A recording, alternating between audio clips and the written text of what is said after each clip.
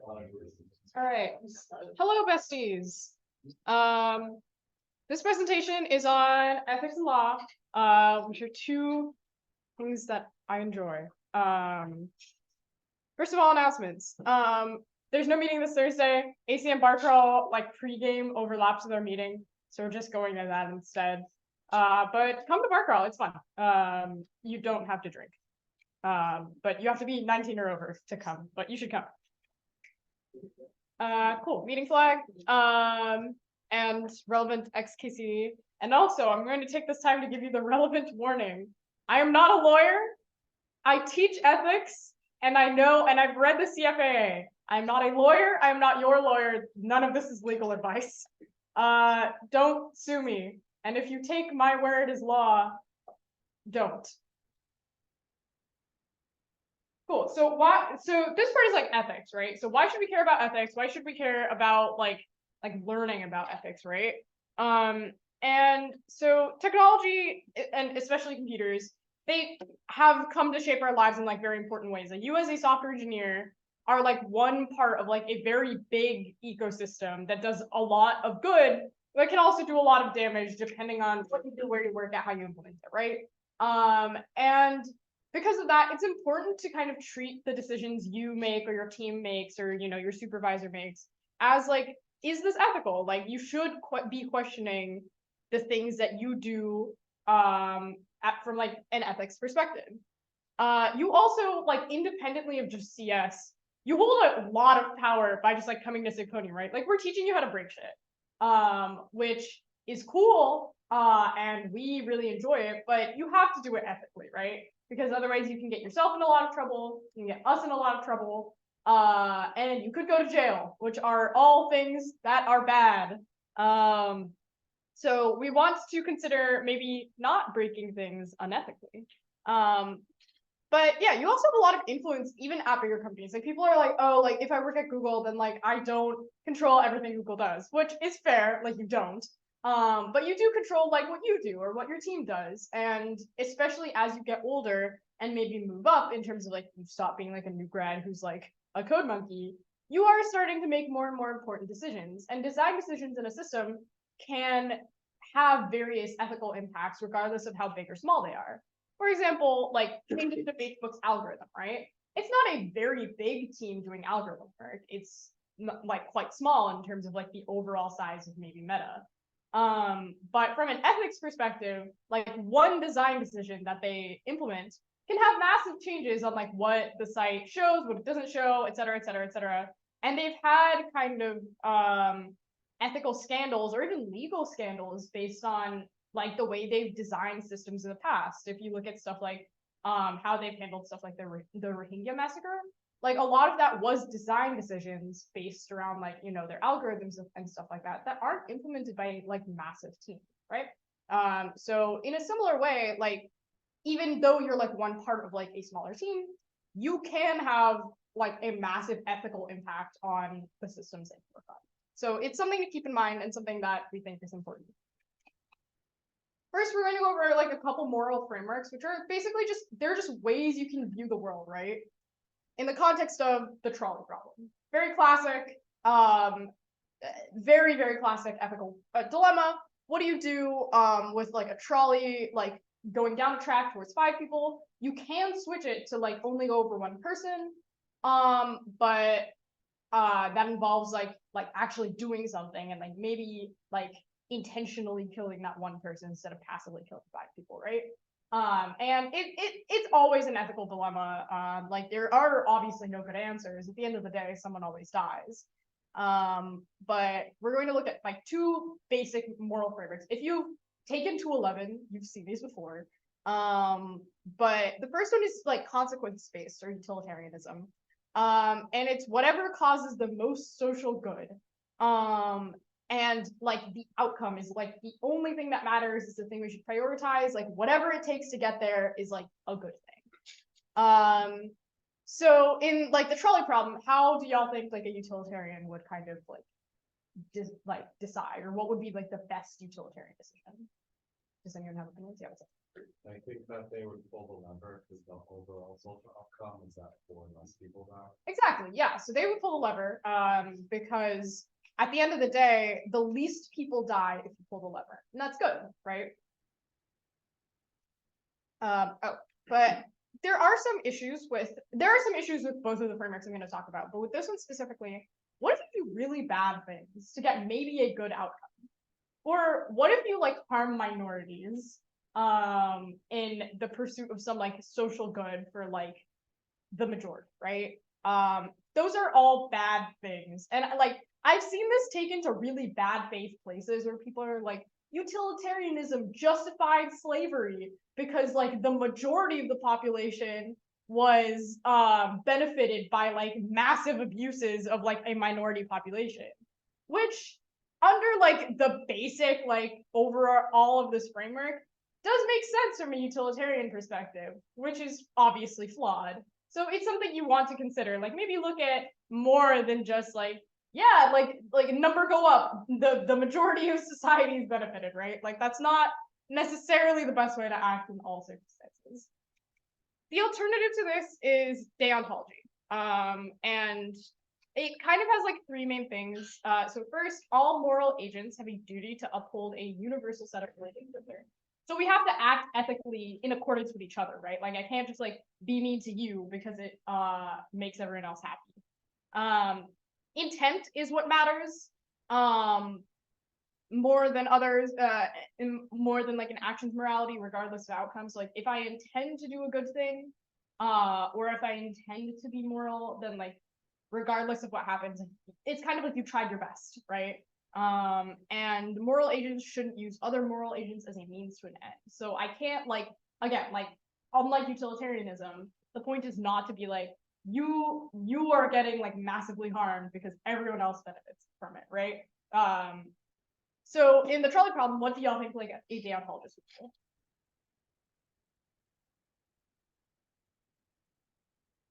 What's up?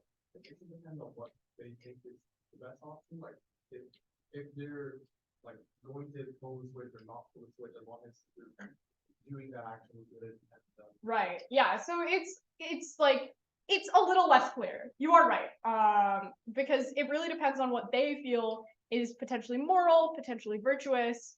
In the case of the trolley problem, like it may still be the same outcome, which is to switch it so that less people die. But you're coming at it from like maybe a more moral perspective. This makes problems a little harder to solve, right? Like it isn't as clear as number go up in terms of like how do we make design decisions, especially policy decisions, like and like intent is a much harder thing to kind of parse, right? Like can you still intend to do a good thing and then somehow end up killing everyone on the tracks? Maybe. Exactly. Where it's like, oh, like I don't want to leave anyone with like survivor's guilt, so let's throw a fucking bomb. You know, like that's obviously that's like it's not like obviously that's not really a great thing to be doing.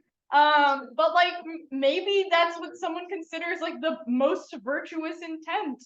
Right? So it's like it's a lot harder to parse. But it's another good like overall framework to kind of consider when you're thinking about ethical decisions, right? And obviously, like both of these have flaws. Like they're not like it isn't like there aren't rules to morality. It's just kind of vibes based, right? But like these are kind of overarching systems that are just useful to consider, I think, when it comes to like how you make design decisions. So why are we talking about the trolley problem, right? Like it's great in theory, but from a technology perspective, it can also happen in practice. Like I said, like a very small, like say you're thinking of self-driving cars, a very small group of people is maybe making design decisions on what like the car's rules are. But say the car is like going full speed and it sees like jaywalkers and it cannot stop in time without maybe killing the occupants, right? Like there's like a ton of traffic, whatever, and there are like a ton of people crossing the street. Should it switch to the other lane and maybe kill the people further along? Should it just continue ahead, kill the people straight ahead? Should it stop and kill the occupants of the car? Obviously, these are worst case scenarios, kind of all of them, because at the end of the day, someone does die. But from an ethics perspective, what should the car do, right? And this doesn't have an easy answer, right? A lot of big ethics questions don't really. But at the end of the day, it's pretty much like the trolley problem, right? You're still trying to decide who lives and who dies based on some arbitrary ethical criteria. But you have to come at it from an ethics standpoint, right? And obviously most problems aren't this life or death, right? Like when we're thinking ethics, especially in terms of hacking, it's more like, like maybe don't hack into company systems and take them down. Maybe that's a bad thing to do potentially, but it can happen, especially depending on what you want to go into as a field. Good things to consider. So now we're going to get into like actual SIGPwny related instead of just like CS related stuff. So there are kind of three main hacker hacks in terms of kind of where their ethical standpoint is. You may have heard some of these terms, especially if you know Min's username.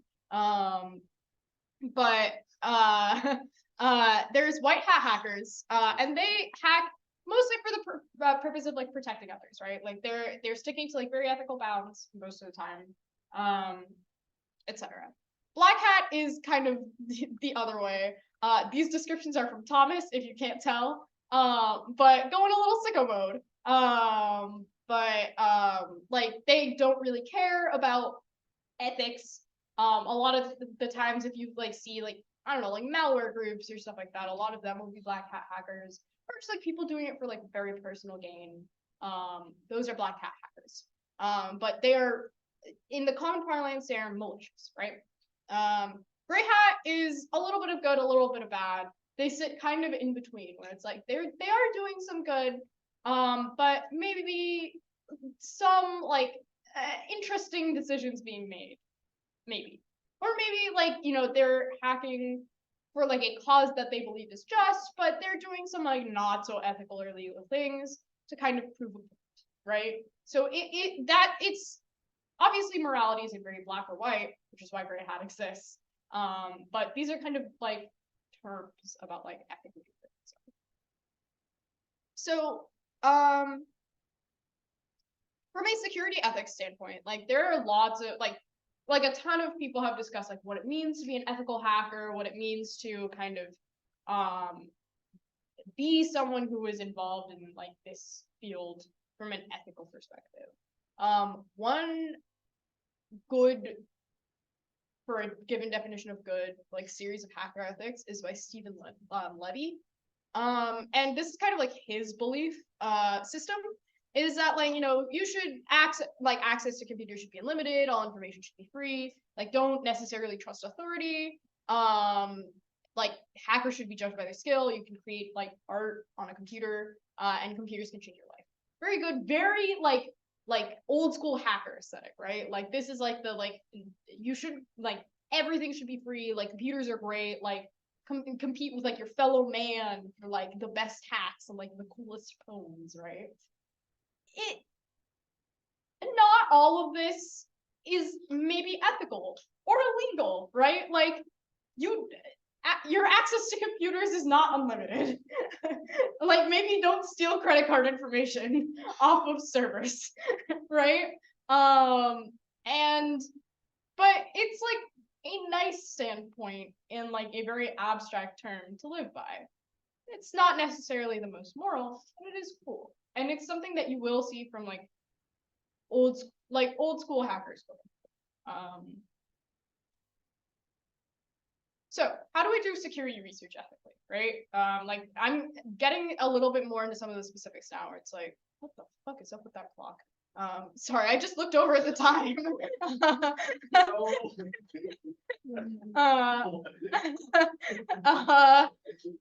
Okay.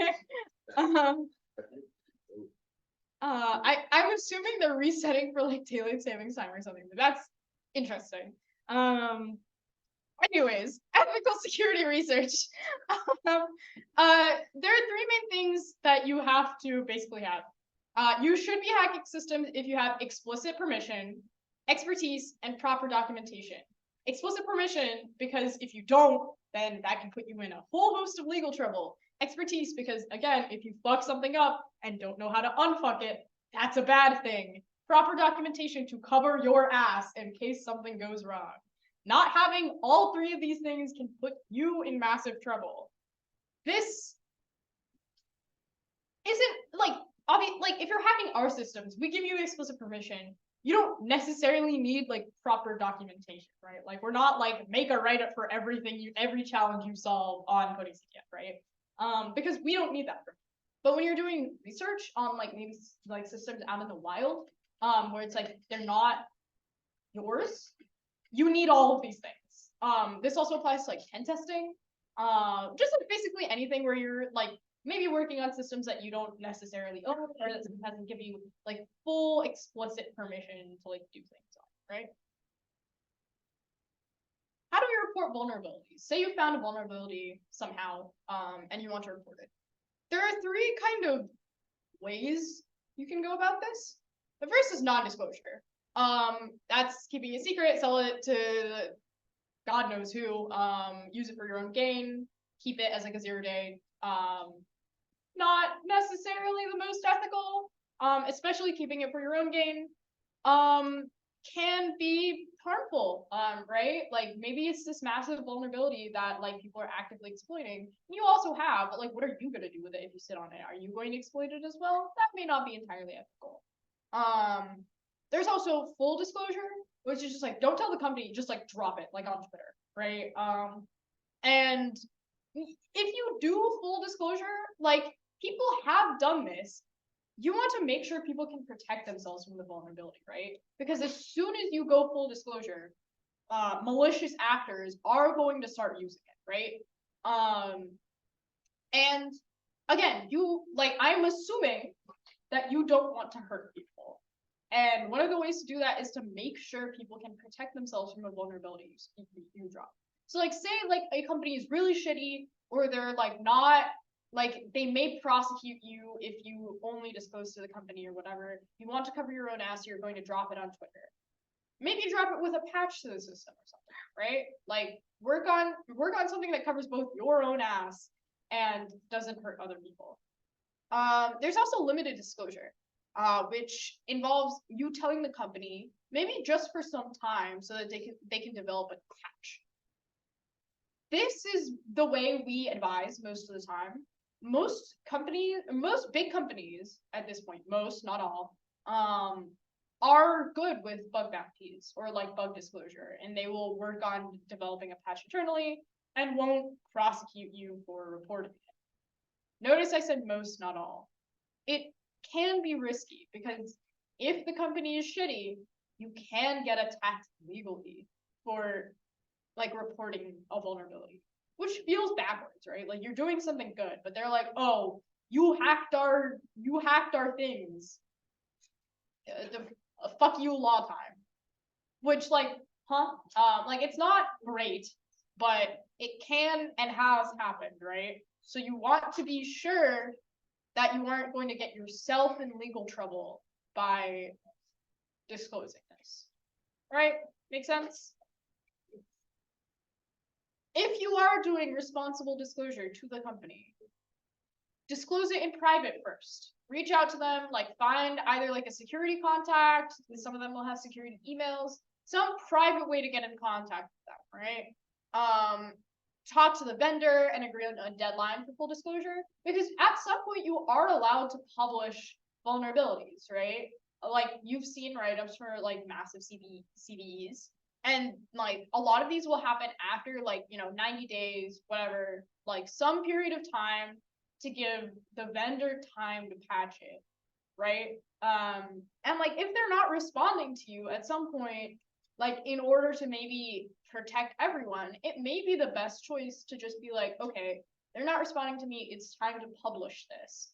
Maybe give fixes, but if no one knows about the vulnerability, it could continue to be exploited. And if the company isn't doing anything about it, then maybe going full disclosure is the best way to make sure people know about it, are aware, and can patch it on like their own servers or whatever, right? Talk to them during patch dev to make sure it's actually fixed. And then you can fully disclose a vulnerability when it's patched, right? So like that gets you your cool hacker points. But it also means that you aren't actively like telling malicious actors, hey, here's this massive vulnerability in a system people use. Have at, you know? And this is the way a lot of disclosure at this point works. Again, not all. Don't do this if they're a shitty company, but in most cases, this is how you should be. There are some other ethical issues. There are obviously there are a lot of like potential ethical issues, especially within security, right? Like if you're on the IR side, like when should you share information about attacks? Should like intruders like get kicked out of a system first, or should like the system come back up first? What should you share with like your customers, like maybe your investors? Like those are all questions that you have to deal with anytime like an IR incident happens. There's also like especially if you're at a company doing security stuff, like you can get into like a whole host of things, right? Like how do we attribute an attack? Do we publish like attribution and be like, it was these people who did it? Like, especially if we're not sure. If like your company is somehow under attack from like someone, can you respond in kind and be like, fuck you, we're hacking you back? This has happened. I forget the company, but like people have like done hackbacks before, right? Is that ethical? So yeah, all questions to consider. Cool. Now we're gonna get into the second half, which is the law, right? Again, disclaimer, I am not a lawyer. I have read the CFAA. I've taken half of a law class. I am not a lawyer. But the CFA is like what governs basically all of our lives as people who are into computers and like doing CS for the most part, right? So it's important to be aware of like what all of this means. So what makes a crime? Like how like if you are being charged with a crime, what? So there are two things. So first you need specified like state of mind or intent. And two, you need like performance of something bad, like something illegal, right? And what does intent mean? Like, can they just be like, oh, he did it, so like he intended to do it? No, right? You need like what's something that's called like mens rea, which is like a guilty state of mind. So you have to have like they have to charge you with like some vestige of guilt, right? And this is mens rea is also like part of why you can plead like not guilty by insanity, because they'll be like you didn't have like you just didn't know due to like some altered state of mind, right? Like you didn't have the mens rea. But the intent definitions under the law are like purposefully, like you wanted that to happen, you knew it was gonna happen, and you like purposefully did it, right? So like this is the example from the law class. So shout out Ryan for this, but like it like is setting someone's house on fire and like in the like grass, like burning with gasoline, like I hope you die in the fire. Like obviously you're purposefully trying to kill someone via arson, right?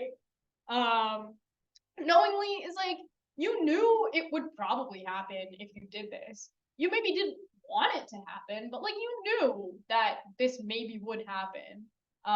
Or it's like, you know, you're doing something so dangerous and you knew the risks, but you did it anyways, and maybe someone died because of it or someone got really hurt because of it. That's like maybe you didn't want your friend to die, but they still died and you knew they could, right? That's knowing. Recklessly is you ignored the risks. It's different from knowingly because like one is like you're trying more, I think. And like recklessly is just like you maybe knew the risk would happen, but you're just like ignoring it. Like you're just like, oh, let's like do this for funsies. And then negligently is like you should have known that this was like risky, but you didn't. But just because you maybe didn't know for some reason doesn't mean you shouldn't have known, right? And that's what like these are the four definitions of intent under the law. Cool. What is the CFA? It's U.S. Code Title 18, Section 130. It's the Computer Fraud and Abuse Act. It was enacted in 1986. and hasn't been updated much since then, as you'll see. It's arbitrary, it's unclear. It was written by people who didn't know much about computers. Like, I think part of the reason people wrote it is they like saw war games and were like, damn, computers do be kind of scary. Which like some of you may have seen war games. We've done a movie night on it before. It's not, it's especially the state of computers today. It's very different from like the haha computer the go nuke war, right? Like it's just it's kind of laughable that was the state of things, but whatever. It protects computers used by either a financial institution, the US government, or any computer used for interstate commerce, which in the modern parlance of the internet defines literally any computer. Computers on your phone, whatever. Notably, it doesn't protect data at rest. So if your computer doesn't connect to the internet, it probably doesn't cover it. So like a calculator may have like a computer or like some version of computer. It will not cover your calculator, right? It also won't cover data in transit. So like man-in-the-middle attacks aren't technically, I believe, covered by the CFAA. They're covered by like different laws, more interesting laws. But the CFAA covers most things when it comes to like hacking computers, especially. So there are sections of the CFAA. This is technically sections of the CFAA, like section A, because there is a section B. Section B just covers like conspiracy crimes. So like section A is like the important part. So of the sections, like number 1 is obtaining classified information to like injure the US or like aid foreign power. So like say you're selling bugs to Russia, or like selling like classified shit to Russia. Accessing a computer without authorization or exceeding authorized access and obtaining information. Unauthorized access to government computers. Some other federal crime that you pair with unauthorized access plus damages. So like you fucked with a server and now it's broken, you would also be paying damages. Trafficking computer passwords, and extortion plus any of the 1 through 6. Again, this was written in 1986. The law has been interpreted since then, so there's like, a few decades worth of like precedent, which is what people are building on. But the actual law is written kind of strangely, right? Like, a lot of what counts as a computer crime today mostly focuses on section 2, where it's like you didn't have access, you exceeded authorized access. If you got like root on like a server, that's exceeding authorized access, right? But like there have been court cases where it's like someone being like, oh, I didn't exceed authorized access, I just did something that was like sus, but like I had the access to do this, right? And like, was that computer fraud? Was that not computer fraud? Many such cases. Yeah, so like this is it. Like these are 7 sections. Obviously it goes into like, what you can be charged with, et cetera, et cetera. It is US federal statute. But this is what the CFA covers. Notable CFA exceptions, right? Data in transit laws, like I said, like the man-in-the-middle attacks may or may not be the CFA. Wire fraud and mail fraud, both of which, again, aren't computer related, but have been interpreted in like court cases involving computers to be maybe involved if you commit crimes. Like they can charge you with wire fraud or mail fraud, depending on whatever you're doing on the computer. So problems with the law, both the CFA and in general. So first, the law is very outdated, right? Like again, it was written in the 80s and it kind of shows, and precedent helps a lot because obviously like court cases happen all the time. And because of the way the legal system works, you build on precedent, but it's still outdated. It doesn't cover a ton. And like the law moves really slowly, right? Like a court case can take years to settle. And then you have like your series of appeals. Like you may not get judgment on something really basic about like computer crime for like a long time, right? And that's not great. And it can ruin someone's life in the meantime, even if they're like maybe innocent. They don't cover ethical hacking at all. Like you can be charged under the CFAA, even if you've done responsible disclosure, even if you've been like the like prototypical ethical hacker, you can still get charged with the CFAA because you've exceeded authorized access, and that's a crime, right? But that doesn't cover like literally anyone doing a good job, and the law still doesn't cover that. Like people like I think in 2015 was the last time some like Congress people tried to introduce something called Aaron's Law, which was named after someone who like Aaron, I forget his last name, but basically he like wrote a script to download like things off JSTOR to like make them like free to the public, basically, I believe. And got like hit with like a ton of CFAA violations and then killed himself, right? But like he was like the prototypical ethical hacker, right? Like he wasn't doing anything like super bad. He wasn't like doing computer crime, quote unquote.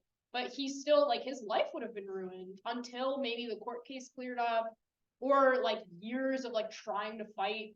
Like I think either like MIT or the government, whoever charged him, right? And like that's not great, but the law still doesn't cover that. And it still isn't covered. Aaron's Law isn't law. Like I think Obama tried to sign a law that like basically would have made ethical hacking even harder. Luckily, that didn't go through either. But the point is like people in the legal field don't know a ton about computers. They don't know a ton about ethical hacking. The Supreme Court won't make decisions. Like they very clearly stayed out of that debate. And the law is also kind of arbitrary. It really depends on the judge, the lawyers, like what defines reasonable access in any given circumstance. Especially when you're arguing in front of maybe a lot of people who don't know a ton about computers or hacking in general. Like you can bring in a bunch of experts, but like what does that mean? Right? It's not great. One last thing I wanted to cover. People are trying to get better. I've seen Congress staffers at DEF CON.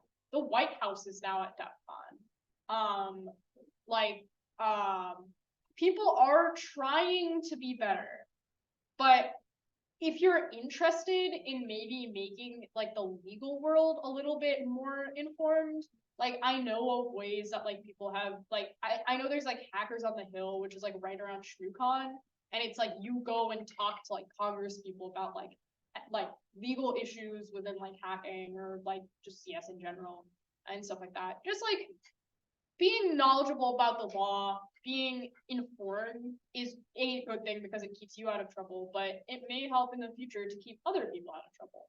So I think learning about this is a good idea. If you're interested in this kind of stuff, take 498 Law and Policy. It's a very good class.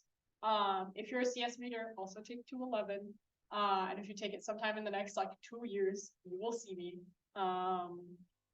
But yeah, I think these are very interesting topics. They're very pertinent.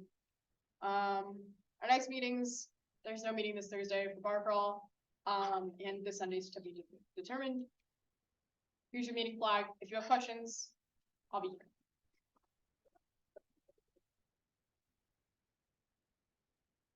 Does anyone have questions?